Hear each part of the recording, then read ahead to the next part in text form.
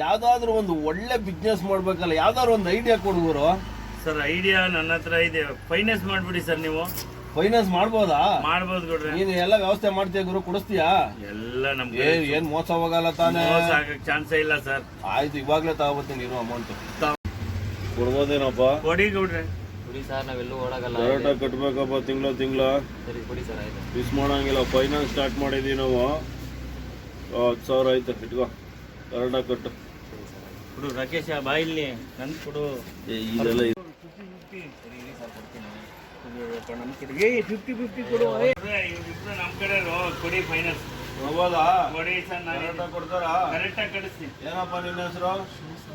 Shiva, finance ಮಣಿಗೌಡ ಅಂತ. ನೀನು 1 ವರ್ಷದಲ್ಲಿ ಹೆಂಗ್ ಬೆಳಿತೀನಿ ನೋಡು. ತಗೋ, 10,000 ಐತೆ.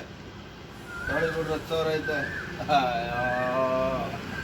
ಎಲ್ಲ ನಿಮಗೆ ಇಲ್ಲ, 50-50 ಕೊಡಿ ಸರ್. ಕೊಡ್ಸಿದ್ದೀನಲ್ಲ ನಾನು. ಆಯ್ತು, ತಾಳಿ ಕೊಡ್ತೀವಿ.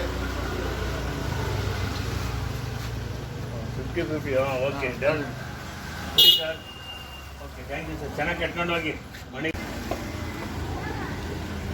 ಇದೇ ಥರ ಫೈನಾನ್ಸ್ ಬಿಟ್ರೆ ಯಾವ ಮಟ್ಟಕ್ಕೆ ಬೆಳಿಬೋದು ನಾನು. ಜಾಸ್ತಿ ಕನ್ಸು ಕಾಣಬಾರ್ದು. ಬಾಬಣ್ಣ, ಒಂದು RMD ಕೊಡಪ್ಪ ಇಲ್ಲಿ. ಸರ್ RMD ಎಲ್ಲ ಸಾಲ ಕೊಡಲ್ಲ ಸರ್. ಏನ? ನನ್ಗೆ ದಿ ಗ್ರೇಟ್ ಫೈನಾನ್ಸ್ ಮಣಿಗೌಡಂಗೆ ಇನ್ನೊಂದು ವರ್ಷದಲ್ಲಿ ಯಾವ ಮಟ್ಟಕ್ಕೆ ಬರ್ತೀನಿ ನೋಡು. ನನಗೆ ಸಾಲ ಕೊಡೋದಿಲ್ಲ ಅಂತೀಯಾ? No no no no.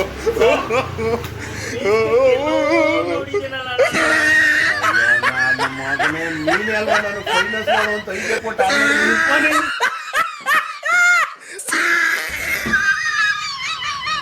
ಹೊಟ್ಟೆ ಎಷ್ಟು ಉರ್ತಾವ್ರ ಪಟ್ಟ ನೋಡಿದ್ರೆ ನಾಶ ಮಾಡ್ಬೇಕು. He tried it.